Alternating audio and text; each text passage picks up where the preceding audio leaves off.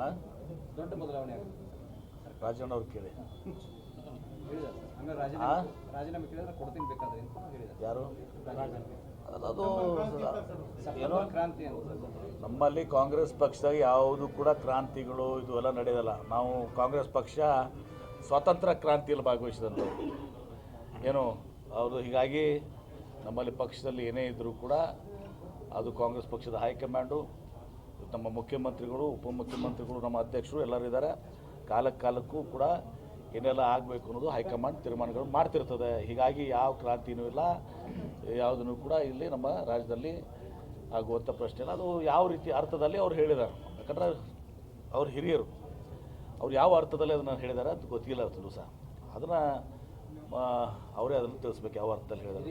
ಏನಾದ್ರು ಮಾಹಿತಿ ಗೊತ್ತಿದೆಯಾ ಅಂತ ಏನು ಪ್ರಶ್ನೆ ಏನು, ಯಾರ ಅರ್ಥದ ಏನು ಹೇಳಿದ್ದಾರೆ ಅವರು? ಬರೀ ಕ್ರಾಂತಿ ಆಗ್ತದೆ ಅಂತ ಹೇಳಿದ್ರು ಅಂದರೆ ಏನು, ಜನತಾದಳದವರು ಬಿ ಜೆ ಪಿಯವರು ಭಾಳಷ್ಟು ಜನ ಶಾಸಕರು ಕಾಂಗ್ರೆಸ್ ಸೇರುವಂಥದ್ದು ಆಗ್ಬೋದು, ಅದನ್ನು ಕೂಡ ಒಂದು ಕ್ಷಿಪ್ರ ಕ್ರಾಂತಿನೇ ಅಲ್ಲ. ಸರ್, ಇನ್ನೊಂದು ಕಡೆ ರಾಮನಗರ ಶಾಸಕರು ಇಕ್ಬಾಲ್ ಹುಸೇನ್ ಅವರು ಡಿಸೆಂಬರ್ಗೆ ಡಿ.ಕೆ.ಶಿ ಅವರು ಸಿಎಂ ಆಗೋದು ದೇವರಾಣಿಗೂ ಪಕ್ಕ ಆಗೇ ಆಗ್ತಾರೆ ನೋಡಿ. ಅದು ಯಾರು ಒಂದು ಹೇಳ್ತೀನಲ್ಲ, ನಮ್ಮ ಪಕ್ಷದ ಒಂದನೇದ್ದು ಮುಖ್ಯಮಂತ್ರಿಗಳ ಕುರ್ಚಿ ಖಾಲಿ ಇಲ್ಲ. ಮುಖ್ಯಮಂತ್ರಿಗಳ ವಿಚಾರ ಮತ್ತು ಸಂಪುಟ ಪುನರ್ರಚನೆ ವಿಚಾರ, KPC ಅಧ್ಯಕ್ಷರ ವಿಚಾರ, ಇವೆಲ್ಲವೂ ಕೂಡ ಹೈಕಮಾಂಡ್ ನಿರ್ಧಾರಕ್ಕೆ ಹೋಗ್ತದೆ. ಅದು ಯಾರು ಇಕ್ಬಾಲ್ ಅವ್ರ ಕೈಗೂ ಇಲ್ಲ, MP ಪದ ಕೈಗಿಲ್ಲ, ಯಾರ ಕೈಗೂ ಇರಲ್ಲ. ಕಾಂಗ್ರೆಸ್ನಲ್ಲಿ ಪವರ್ ಸೆಂಟರ್ಗಳು ನಿರ್ಮಾಣ ಆಗ್ತದೆ ಸರ್. ಕಾಂಗ್ರೆಸ್ ಅಲ್ಲಿ ಪವರ್ ಸೆಂಟರ್ಗಳು ನಿರ್ಮಾಣ ಆಗ್ತದೆ. ಯಾರು ನಾನು ಯಾವುದನ್ನು ಕೂಡ ನಾನು ಆಕಾಂಕ್ಷಿ ಇಲ್ಲ. ನಾನು KPCC ಅಧ್ಯಕ್ಷ, ನಾನು ಕೇಳೂ ಇಲ್ಲ. ಅದು ಕೂಡ ವಿಚಾರ ಮಾಡೋಣ. ಕೊಟ್ಟಾಗ ನಾನು ನಮ್ಗೆ ಕೇಳಿದಾಗ ಫ್ಯೂಚರ್ ಟೆನ್ಸ್ ಬೇಡ, ಕೊಟ್ಟು ಅವ್ರು ಕೇಳಿದಾಗ ಹೇಳ್ತೀನಂತ. ಸರ್, ಹೌಸಿಂಗ್ ಸ್ಕೀಮ್ ಒಳಗೆ ಸ್ವಲ್ಪ ಆರೋಪ, ಬಿಜಾಪುರ ಜಿಲ್ಲೆಯಲ್ಲೂ ಆರೋಪ ಕೇಳಿ ಬರ್ತೈತಿ. ಮನೆ ಕೊಡಕಂತ 15,000 20,000 ರೂಪಾಯಿ ತಗೊಳಕ್ತಾರೆ. ನೋಡು, ಈಗಾಗಲೇ ಇದನ್ನ ಬಗ್ಗೆ ಮುಖ್ಯಮಂತ್ರಿಗಳಿಗೆ ಇದನ್ನ ಮಾಹಿತಿಯನ್ನು ಇವತ್ತೊಂದು ದಿವಸ ಪಡ್ಕೊಂಡಿದ್ದಾರೆ. ಜಮೀರ್ ಅವರು ಕೂಡ ಸ್ಪಷ್ಟನೆ ಪಡಿಸಿದ್ದಾರೆ, BR ಪಾಟೀಲ್ ಕೂಡ ಹೇಳಿದ್ದಾರೆ. ಅದು ಎಲ್ಲಿ ಲೋಪ ದೋಷ ಯಾರಲ್ಲಿ ಏನಿರುತ್ತೆ ಅದನ್ನು ಒಂದು ವೇಳೆ ಅದು ಸತ್ಯಾಸತ್ಯ ಅರ್ಥಕೊಂಡು ಮುಂದೆ ಕ್ರಮ ಕೈಗೊಳ್ತಾರೆ.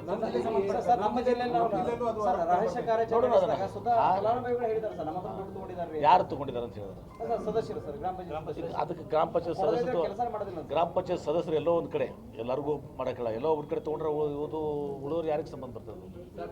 ಅಂಥವೇನಿದ್ರೆ ಅದನ್ನ ರದ್ದುಪಡಿಸಿ ಅದು ಮಾಡಬೇಕಾಗ್ತದೆ. ವಸತಿ ಇಲಾಖೆಯಿಂದ ಏನಾದರೂ ಅಲ್ಲಿಂದ ಮನೆಗಳು ಮಾರಾಟ ಆಗಿ ಅಲ್ಲಿಂದ ಮಂಜೂರಾಗಿ ನೀವು ಅದನ್ನ ಎಲ್ಲದಕ್ಕೂ ನೀವು ಅದನ್ನ ಕನೆಕ್ಷನ್ ಕೊಡೋಕ್ಕಾಗೋದಿಲ್ಲ. ಅದನ್ನ ಯಾರೋ ಗ್ರಾಮ ಪಂಚಾಯತಿ ಸದಸ್ಯ ಅವರೊಬ್ಬ ದುಡ್ಡು ಕೇಳಿದಾರೆ ಅಂತಂದ್ರೆ ಅದನ್ನ ಅರ್ಥವಾಯ್ತು ನೀವು ವಸತಿ ಇಲಾಖೆ ಕೊಡೋಕ್ಕಾಗಲ್ಲ. ಆ ಗ್ರಾಮ ಪಂಚಾಯತಿ ಇದರಲ್ಲಿ ದುಡ್ಡು ಕೊಟ್ಟಿದ್ರೆ ಅದನ್ನು CO ಇರ್ತಾರೆ, ಜಿಲ್ಲಾಧಿಕಾರಿಗಳಿರ್ತಾರೆ, ನಾವು ಸರ್ಕಾರ ಅದನ್ನು ಕ್ಯಾನ್ಸಲ್ ಮಾಡಿ ಹೊಸದಾಗಿ ಕೊಡ್ತೀವಿ.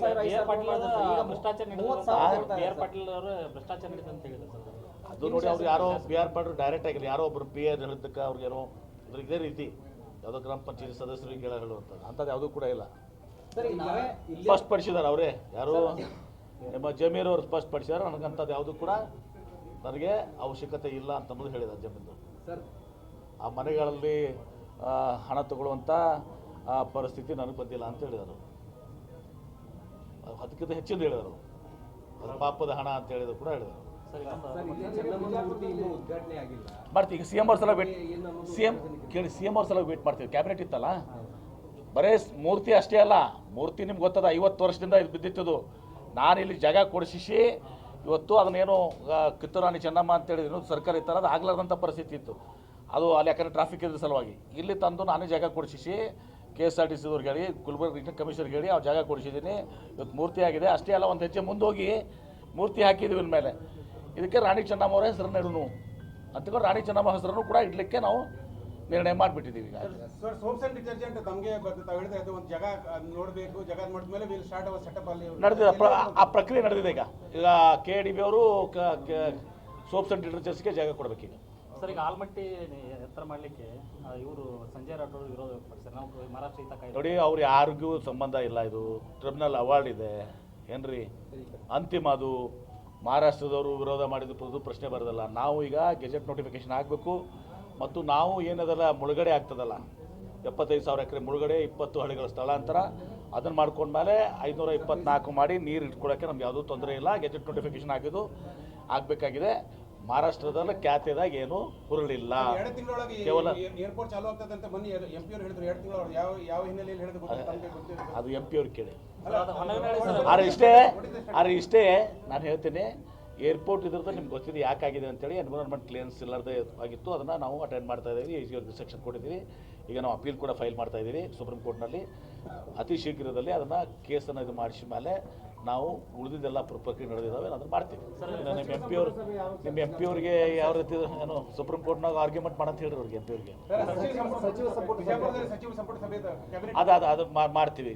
ಈಗ ಶೀಘ್ರದಲ್ಲಿ ಮತ್ತೆ ಮುಖ್ಯಮಂತ್ರಿಗಳು ಚರ್ಚೆ ಮಾಡಿ ನಾವು ಅದನ್ನು ಡೇಟ್ ನಾನು ಕೂಡ ಇರಲಿಲ್ಲ 15 ದಿವಸ, ಮತ್ತು ಪ್ರಸ್ತಾವನೆಗಳು ಬಿಲ್ಡ್ ಆಗಬೇಕಾಗ್ತದೆ. ನಾವು ಬರೀ ಮೀಟಿಂಗ್ ಮಾಡಿಬಿಟ್ರೆ ಇಮಿಡಿಯೇಟ್ಲಿ ಮಾಡಿದ್ರೆ ಅದೊಂದು ಪ್ರಯೋಜನ ಆಗೋದಿಲ್ಲ. ಭಾಳಷ್ಟು ಪ್ರಸ್ತಾವನೆಗಳನ್ನ ಬಿಲ್ಡಪ್ ಮಾಡಿ ನಾವು ಅದನ್ನು ಅಡ್ಮಿನಿಸ್ಟ್ರೇಟಿವ್ ಅಪ್ರೂವಲ್ ತೊಗೋಬೇಕು. ಇವೆಲ್ಲ ತೊಗೊಂಡ್ರೆ ಅದು ನಮಗೆ ಕ್ಯಾಬಿನೆಟಿಗೆ ತರಲಿಕ್ಕೆ ಆಗ್ತದೆ. ಅದರಿಂದ ಸ್ವಲ್ಪ ಜಿಲ್ಲೆಗೆ ಪ್ರಯೋಜನ ಆಗ್ತದೆ. ಅದೆಲ್ಲ ಇಟ್ಕೊಂಡು ಒಂದು ತಿಂಗಳು ತಡ ಆಗಲಿ, ಸ್ವಲ್ಪ ಬಿಜಾಪುರ ಜಿಲ್ಲೆಗೆ ಉಪಯೋಗ ಆಗಬೇಕು, ಆ ರೀತಿ ಪ್ರಸ್ತಾವನೆಗಳು ಇದು ಮಾಡ್ಕೊಂಡು ಮಾಡ್ತೀವಿ. ಸರ್ ಹೊನ್ನಳ್ಳಿ